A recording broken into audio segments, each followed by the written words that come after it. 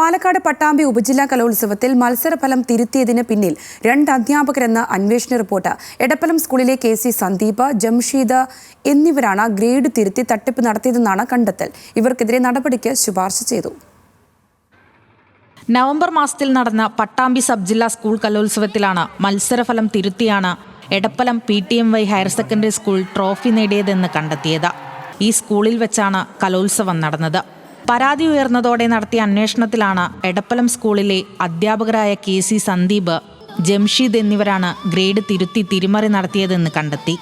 ഇതിൽ തെറ്റുപറ്റിയെന്നുള്ള വിശദീകരണം സന്ദീപ് നൽകിയതിന്റെ വിവരങ്ങളും പുറത്തുവന്നു. കലോത്സവത്തിൽ മത്സരഫലങ്ങൾ വെബ്സൈറ്റിൽ അപ്ലോഡ് ചെയ്യുന്ന ചുമതല സന്ദീപിനായിരുന്നു. അതുകൊണ്ട് തന്നെ തന്റെ സ്കൂളിന് നേട്ടമുണ്ടാക്കാൻ സന്ദീപ് ഗ്രേഡ് തിരുത്തിയെന്നാണ് റിപ്പോർട്ട്. അധ്യാപകനായ ജംഷീദിന്റെ പ്രേരണപ്രകാരമാണ് താൻ തിരിമറി നടത്തിയതെന്നാണ് സന്ദീപ് നൽകിയ വിശദീകരണം.